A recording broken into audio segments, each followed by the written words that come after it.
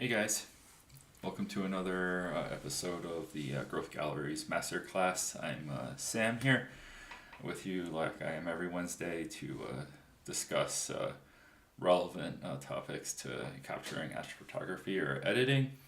So today I'd like to continue the topic that I was talking about last week. So last week I was talking about the exposure triangle. So we'll start with some discussions on that where maybe my presentation wasn't covering everything in full detail, specifically how the aperture values work. So I did some research and I can explain now. And normally I have a rough idea in my head how it works, but like now I can show you the mathematics roughly behind what's going on there. And we'll talk about some examples of exposures that I've done for my specific images. We can maybe look at my Instagram and look at the values, and then you can get an idea of what's possible with different values of the exposure triangle, like we talked about last week with the ISO, the aperture, and the shutter speed. So, jumping right into this, we have what we talked about last week. We talked about how the ISO values and the values for the shutter speed are completely linear values. So if you double or halve them, you can increase or decrease the amount of light that your sensor perceives by doing that. So in order to discuss aperture, right, it's a little bit different. We know the values here are 1418, 4 whatever, 56, and the question might be why those values. And so the answer comes down to the fact that the value is measured by the surface area, right, or the radius of your lens's aperture, right? And so based off of doing the calculation of the surface area here, which is like what, pi r squared or something like that for the calculation of this. So if you want to get the ratio of one aperture to another and to be able to half it or double it, the actual value is root 2, square root of 2. So let's see here. So if you want to double the area, you would do square root of 2 times your current aperture value, aperture 1, and then that would be aperture 2, which is allowing in twice as much light as aperture 1. And then so forth. If you wanted to do it the other way, right, just you do simple algebra and you end up with aperture 1 equals to aperture 2 divided by square root of 2. And so that way you can calculate the aperture numbers that will get you double or half the amount of light that was coming into your image. So that's the mathematical value behind it, right? And if you do the math on this, right, let's see if I have my calculator here, and if we were to clear whatever calculations I was doing, so say we're at 2.8, right, and we want to double the amount of light coming into it, so we can take 2.8 times root 2, like this value here. Let's see if I can get this without a reflection there. That calculation, and then this will be equaling to about 4. So you can see that if we want to half the amount of light there, right, you end up with going to f4, right, from 2.8, right, and so then you'll get half as much light. So this kind of calculation is really useful if you're trying to do things like calculating. So maybe you've mastered capturing a image with just a tripod. Now you want to do this with a star tracker. So if you're doing 20-second exposures on a tripod, how long should your exposures be, and what aperture should you change, right, to make the exposures have the proper brightness in them. So these type of calculations are really useful, and one of the big things that's helpful with reducing your aperture size, right, is it makes the focus area larger, so it makes it easier for you to be able to focus on your stars. So if your lens opens to f1.4, the like we discussed last week, the amount of focus area in your image is very little. So when you're focused on affinity, you have to be very precise and get it to be focused on the stars and make sure that they're in exact focus. Now, if you like stop your aperture down to f over 4, right, then you have a much wider area of margin for error in order to get your stars in focus, which just makes the capturing process a little bit easier. So yeah, obviously this would apply to using a star tracker. You can do this for star trails. I've tried doing this type of process for star trails. I did 30-minute exposure for a star trails image just with my camera on a tripod, and that I was able to do that basically by having a rough calculation of this in my head. You obviously don't always need to exactly use this root 2 calculation, but if you know approximately how to open and close your aperture to allow in double or half the light, at least approximately, you can do a pretty good job of estimating what those values should be when you're capturing images. So yeah, that clarifies like what I was talking about last week. And so I think one thing that we could try to do this week might be a little bit different than some of the other videos I've done, is to actually focus on what you can accomplish with different exposures. So what I know a lot of you, some of you might have done this for a while, and you are really comfortable with your equipment, and you know exactly what exposures and settings you should use for different scenarios. But some people might be just getting started, and you're trying to figure out, based on your equipment, well, what is possible. Can I expect with my f4 lens to be able to get a really fantastic shot of the Milky Way with just my tripod, or do I need a tracker in order to add some guiding in there in order for me to be able to see the Milky Way properly at the level of detail that I'm hoping for? So let's we can have a little bit of discussion on that. Obviously, any recommendations I give should come with the caveat that in varying conditions you're going to get varying results. So if there's a lot of light pollution, right, you might not be able to capture like as long of an exposure. For example, I did one of my favorite panoramas from last year. It was captured at the Colorado National Monument, which has a big light pollution dome in the middle of the park, where in the direction of the Milky Way. So I was able to only do very short exposures that are capturing much less light than, say, if I went out to a Portal 1 area out in the mountains where there's like no light pollution in any direction. And that can expose for up to 2 to 3 times as much for the exact same type of image. And so, like, obviously with the light pollution there are downsides, and we can look at some examples of that here so that you can get an idea what that looks like and how the light pollution would affect your image. And also there's clouds that can also affect your image. The moonlight also affects your image. All these different variables will affect what exposures you're able to capture. But if we walk through a few examples of how I was able to capture light in different conditions, hopefully that can be helpful to you. So let's see here. I think we want to jump over to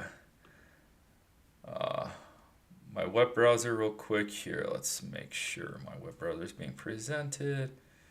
And let's see. And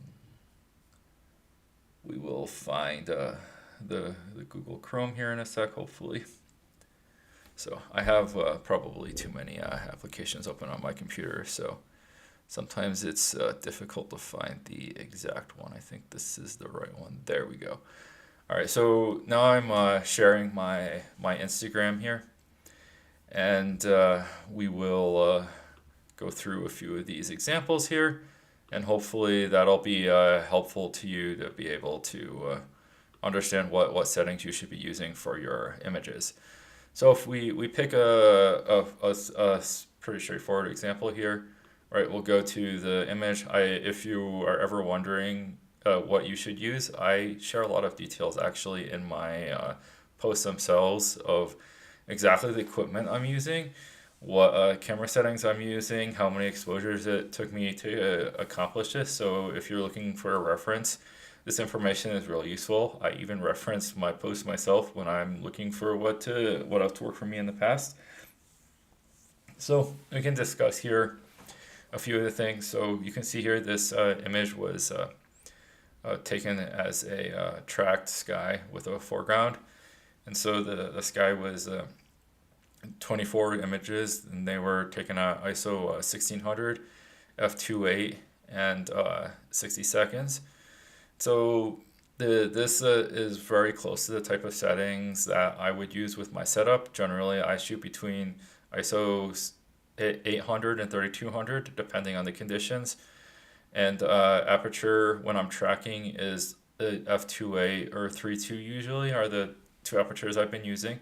And I've been exposing for about 60 seconds on my track shots. So when I stack my skies, I am usually pretty happy with the results. I guess we can also discuss a number of exposures. So this is all dependent on the your current tolerance for how much noise is in your image. So if you want less noise in your image, you will capture more exposures.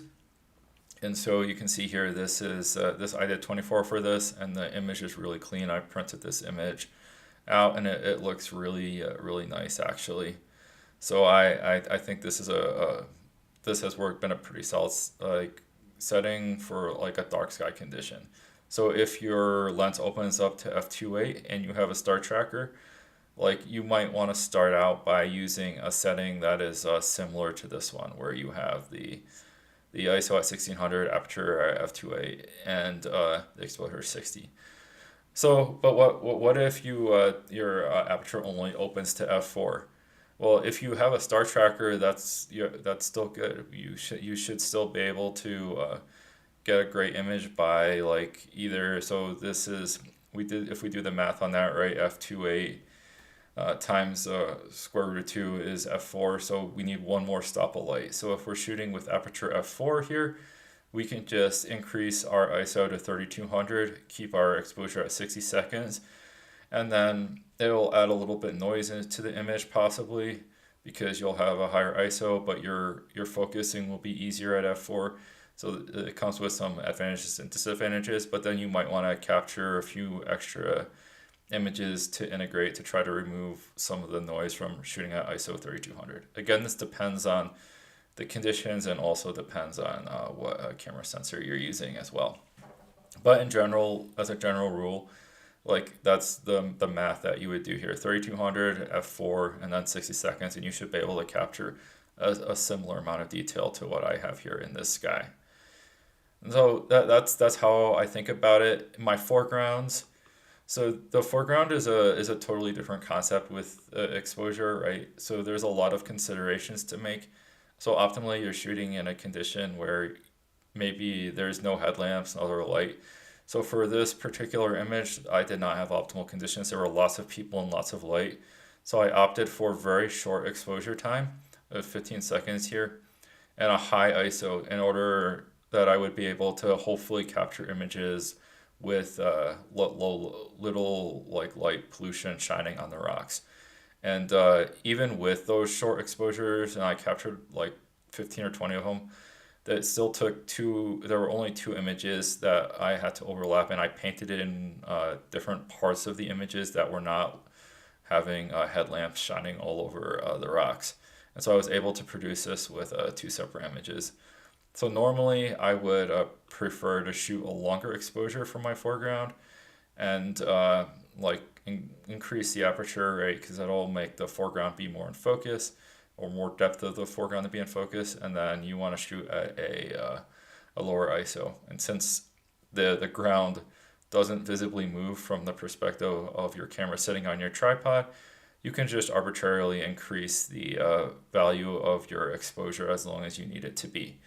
So you'll probably want a remote shutter for most cameras to increase it beyond 30 seconds. At least with my Sony cameras, that's what it is. I believe some Nikon cameras allow you to have a longer exposure up to maybe 90 seconds, and some other brands camera may also allow it. But a remote shutter with an actual physical cord is what I recommend, and those have worked really well for me. I've mentioned that multiple times. They're not expensive. You can buy them on like Amazon or whatever you wherever you buy your photography equipment for like probably less than $20 or $30. So they work both for your sky shots and your foreground. So yeah, that's how I think about exposure in an image like this one. So let's pick a different image here. So let's go through my images and find something that's shot differently. So I think this is a good one. So this is a single row panorama. So there was no stacking, no tracking, nothing going on here. It's basically just an image of the Milky Way in the foreground, all in a single exposure. And I would shoot a shot like this when there is conditions that would make stacking not work very well. So right when you have clouds in your image like this, if you try to stack a whole bunch of images together, the clouds would get blurred out and you wouldn't get all the detail you wanted in the Milky Way. So I find in a scenario like this, it's best to embrace the conditions and just capture what you can with the sky. So you don't have to shoot the sky in the foreground in the same image. Like I have another image, we might look at it here, where I shot the sky and foreground separately with clouds. But like this is a good example here. You can see I shot ISO 3200, f1.4 in 13 seconds. And so for me with my 24 millimeter lens, the longest exposure I will do without tracking for the sky is around 13 seconds. And even then I can sometimes see some small bit of trailing if I zoom all the way in. And so you might ask, how do I come to this calculation to get 13 seconds? So many people preach what is called the 500 rule. So the 500 rule is you should be able to capture exposures that are 500 divided by the focal length of your camera, which in this case is 24. So if you do 500 divided by 24, I forget exactly what it is. Let's see. It's approximately like it's around 20 seconds that you can capture, and so it depends on how fussy you are about it and what is the resolution of your image sensor. So I shoot with a 60 megapixel sensor, so I can see a lot of details, which means the 500 rule is probably not as good for my use case. So instead, for my 24 millimeter setup with my 60 megapixel sensor, I use something around the 300 rule. And based off of that, that's how I come up with my exposures. And then I use trial and error as well. So in some conditions, you can shoot, especially when there's high clouds, you can shoot for longer than what is the recommended 500 or 300 rule or whatever you're using to calculate your exposure based off of your focal length. So, but there's some trial and error associated with it, but in general, I use the 300 rule, is what I call it. And then you can see for this particular panorama, there's 4 panels to it. Each panel is shot at ISO 3200, and aperture on my lens is all the way open at f1.4, and then 13 seconds exposure. And so I'm able with these exact camera settings to produce a reasonably good result here, right? Obviously, if you zoom in, the details are probably not as clear as they are. There's probably noise in the image, both in the sky and in the foreground. But like as a post for social media here, you can see as we zoomed into the image here that it's an acceptable result, right? Most people aren't going to know that if I didn't specify here that this is a single row exposure and the details are like this, the result is good enough for probably almost everyone's use case. So like I'm a big fan of not doing extra work when you don't need to. So sometimes you can go through the process and take tons of sky photos, tons of foreground photos, and you can get a really clean result. And then maybe if you're trying to print your image, then you get something that's really optimal. But if your use case is not that extreme and you're just trying to create a social media post, a lot of times just making sure that you're getting the basics right. You get your exposure like we're discussing here, right? You make sure your focus is in the distance in the right spot, and you can just do single exposures here with a tripod, and you can get very good results. Yeah. So let's look at one more here. Let's look at this one. So this is another panorama here that I captured. So this is also Bryce Canyon the same night as the other one, taken in a different direction. So you can see there is, again, a lot of clouds. So this is two separate panoramas. I took a sky panorama and a foreground panorama. And it's just another example showing like what's possible. So even with the clouds, you can capture separate rows of the panorama and then blend them together and still get good results. So I actually really like this foreground composition. I may actually try to go out there at Bryce Canyon at some point, and when the main core of the Milky Way is down over in this area over here, that could be a pretty epic look. So yeah, and you can see here again my settings are similar. ISO 3200, aperture f1.4, and this is 10 seconds instead of 13. So you can see that even I do experiments with different settings, and you can see that I get different results. Optimally, you need to look and know how to use your camera, and in your camera there's the histogram. Let's see if I can bring it up on my camera here real quick to show you. Let's see if I can swap back to here. Let me show you. So this is what I use on my camera, my Sony's. I don't know how it looks for your camera, but there's let's see here. Let's switch to a different mode. So there's my camera here. Let's see there. So you can see me, and you can see over here there's the histogram. So on my Sony cameras, I switched to display mode by pushing this button here, and then as I switch to display modes, one of them will show me the histogram. And so you want your peaks and your highlights to be not blown out or clipped. And so if your histogram is in the middle of this image here, right, you're getting a proper exposure. If it's like shifted one way to too dark, your image might be too dark. And if it's the part of the lighting seems to be chopped off on either the bright side or the dark side, then you might not be getting the best results from your image. So you really want to make sure that this histogram is in the right place. Don't just depend on whatever values that I'm saying in this video or what some other rule someone else tells you. Like really go out in the environment, in the real world, and like test exactly what settings make sense. And then you can do a visual check as well, which I always do is after you capture an image, go look at your camera and see if the results look visually appealing to you. If the results don't look visually appealing, then probably you're not exposing properly. And so you can go for different looks if you want your foreground to be brighter or darker, right? If you want more details, less details in the foreground, it depends on the look you're going for.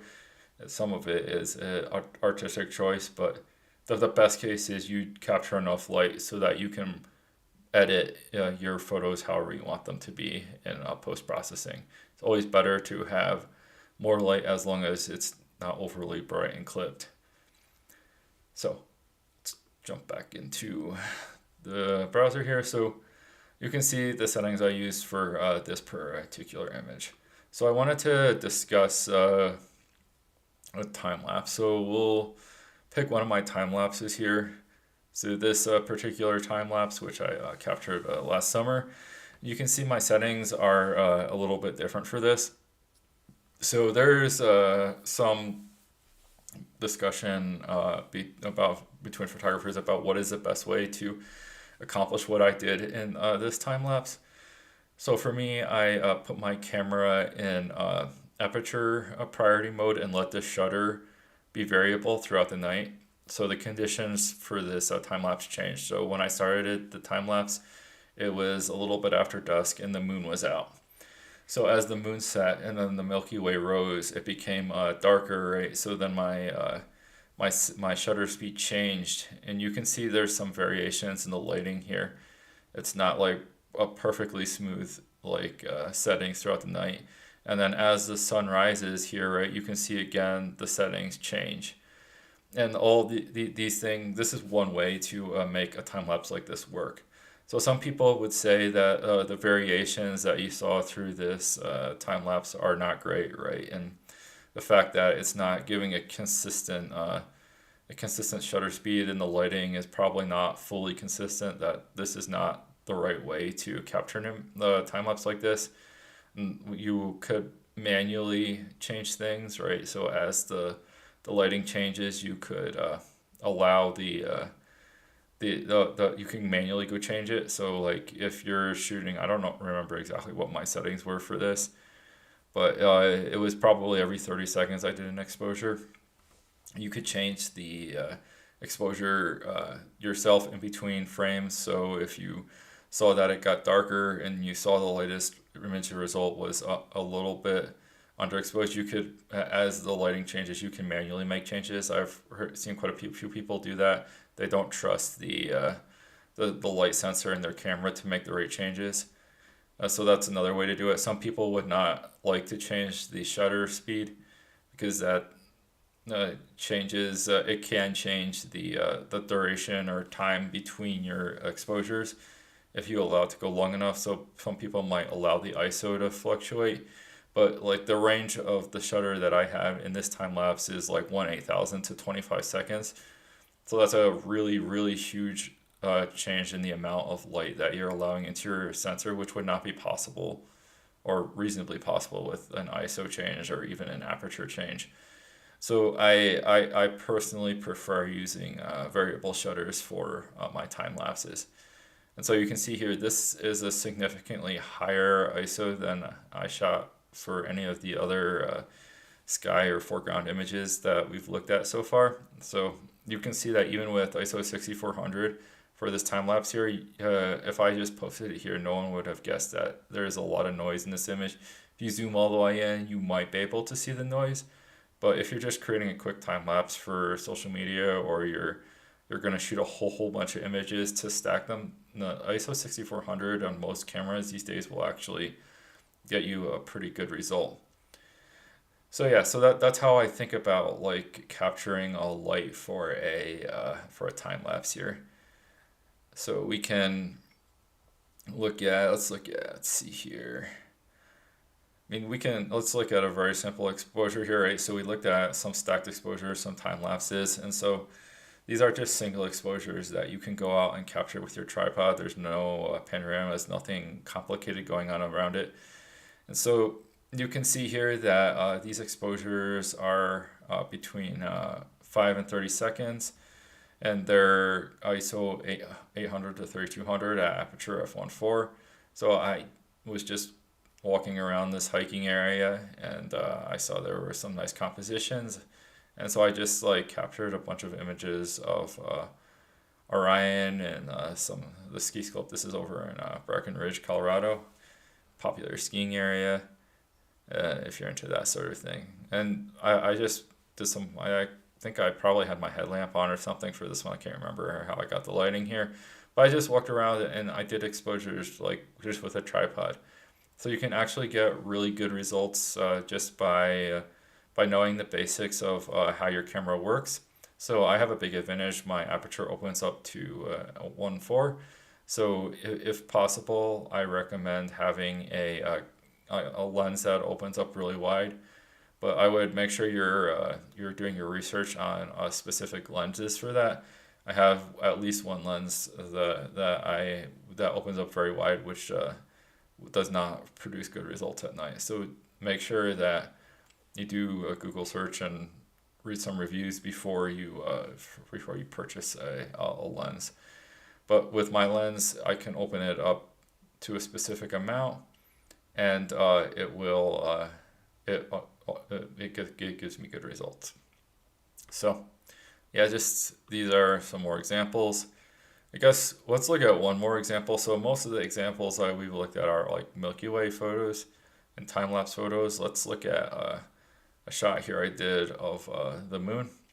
We can talk about the moon in this format where the moon is not like properly exposed, where you can see the details and the craters of the moon. So this is one way to take pictures. So this image again is another panorama. So the sky is a single exposure at ISO 400, aperture 1.4, and the exposure is 5 seconds long. And so you can see like that the moon is very bright in this image, right? And so some people might even say it's blown out, but I think I like the way this image looks because you can see the halo in the sky around here. You can see some of the stars. You can see the plane trail going through. So I like the way the lighting is exposed here. And you can see that it's like a 5 second exposure just taken on a tripod with no tracking. And so that you can get a feel for how much light you're allowing into your camera in order to get a specific result. So some people might say this is not really a desirable result for capturing the moon, right? And if they want to see the detail in the moon, that would be correct. So you can see, let's see if we can go through my profile here and find an example because I have many shots of the moon. Let's see, did I provide? Yeah, here. So this shot here, you can see if I zoom in, this is the crescent moon. You can see the details of the craters on the moon. And you can see that it's composed with Venus, I believe here. Yeah, Venus. So you can see what my settings are, which are quite different from what I was shooting with the other one. So with the moon, you want to make sure your exposure is at least 1 over probably 200 to 300, because if you don't do that, it's very hard to freeze the actual details of the moon. So if your exposure in this case mine was 1 over 500, aperture f over 5.6, and ISO 800. So this combination was getting me the level of detail that you're seeing here, right? This one was even, I believe, is a handheld shot. So you can see these are the exposure settings that I was using for the moon shot here. If we go through, let's see if we can find another shot of the moon here and see what settings I used, because the moon has a very great variableness, if you will, in how bright it is and the settings you need. So if you look at this one, which is a full moon, with a partial lunar eclipse, so you can see that the Earth was blocking some of the light on the moon here.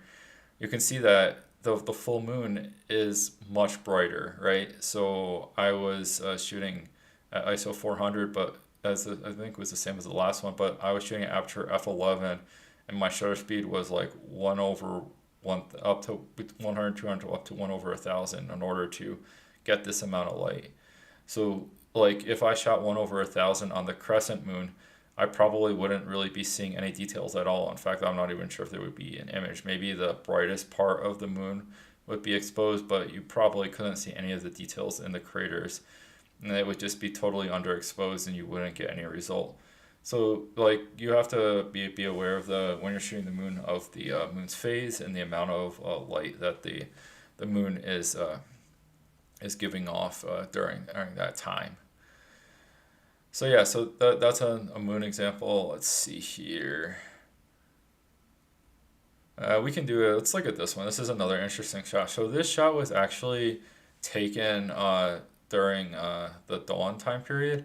And so you can see how bright everything looks here. So you can see the grass looks really green. You can see all the vegetation, like it has full saturation colors, right? Normally, it's very hard to accomplish this kind of look and feel in an image if it's completely dark out at night without the moon.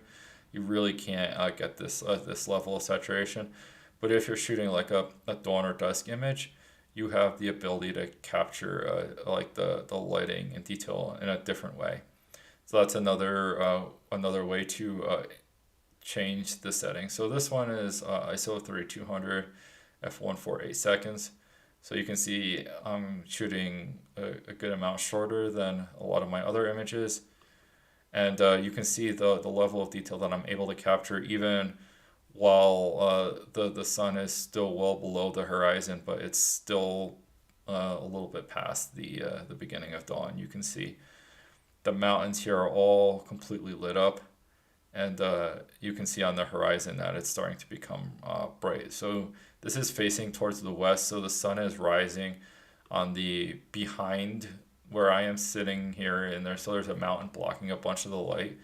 But you can still see that even with those conditions, the light is making it around over the top of the mountain, through the sky to the other horizon, as well as to the foreground of me and the conditions around me. So yeah, these are different ways to different conditions where you would think differently about the light that you're letting into your camera. And then obviously as it becomes brighter, right, you would reduce probably optimally you would reduce the ISO setting. I prefer reducing the ISO setting first, and then so like if I want less light to come in, I would reduce the ISO from 3200 to 1600, and then my next priority for reducing the light coming in would be the aperture, which is so I do f1.4 to f2.8 or something, and so on and so forth. And then exposure has the least effect on the actual image. So based off of the ISO and the aperture, right? Like I would make sure that those settings are set properly first before I increased or decreased the exposure, right? As long as you're keeping your stars as pinpoints, you're within the 300 rule or 500 rule, depending on your resolution of your image sensor and your the focal length of your lens. Like I discussed in the beginning of the video, you would choose the exposure setting and then try to vary the aperture and the ISO within the range to keep the exposure in the proper histogram. So yeah, so I guess if we look at this one, this is not a particular an image I'm particularly fond of, but it's another way to think about exposure. So this is an image that was taken for a very long exposure with a number of planets in it. I believe it's Mars and Jupiter when they were in conjunction last year, and this shot was captured as a 5-minute exposure. So I did not provide exactly the details here, but this is what happens, right, when you are like taking a 5-minute exposure at a longer focal length. Right here at 300 millimeters, right? So you would you see the details of the stars trailing over the 5 minutes of the exposure time, versus like with a lot of the tracked images I do, you would see pinpoint stars with the proper exposure. So if you're going for a star trails image, you can see that at 300 millimeters, this is the effect of trailing of the stars. So you can do this through trial and error, or you can try to find a reference for some images. I have several images on my account here where I give details of my exposure. I did, see if I can find it, here we go. This is I believe this is this is a 30-minute exposure here. It's a single exposure for both the foreground and the sky. And you can see here how when pointing, this is pointing north, you see Polaris in the center here. You can see how far the stars appear to be trailing when I take a 30-minute exposure. So one interesting fact about the star trails, and this is not necessarily directly related to the lighting, but if you point to the north, right, it seems like the stars seem to trail less and less. But if you point towards the south, the star trails will appear to be a lot further, because the visual like motion of the sky is longer to the south than it is to the north, where theoretically the North Star doesn't move, but the North Star is not particularly directly north, which means that it's it definitely moves a little bit in the sky. I don't know if we can see it too well in this image, but if you zoom in on the Polaris and do a star trails, you will see Polaris moving. And there is a whole concept around the polar clock that can tell you where Polaris should be in the sky based on the current time and location, but that's a whole other discussion. So yeah, so that's how the exposure works for some of my images here.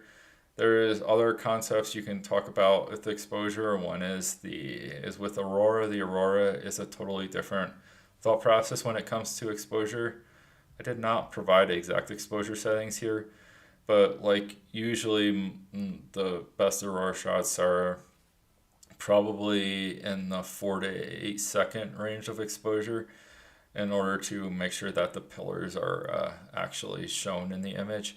And some of them might be, if the aurora is bright enough, you might be able to expose for even less and then capture even more details in the light pillars of the exposure. And then obviously when you're shooting the aurora, if you are taking your primary exposure setting as the shutter speed, right? If you're shooting a 4 second shutter, then you would have to adjust your aperture and your ISO appropriately based on the brightness of the aurora.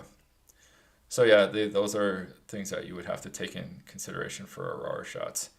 So yeah, I know this video has kind of been all over the place with different exposures. I mean, another one here we could even talk about, like a comet here, right? So these are again having different lighting conditions. So the moon was out on this particular night, so that again changes how you think about the exposure of your image.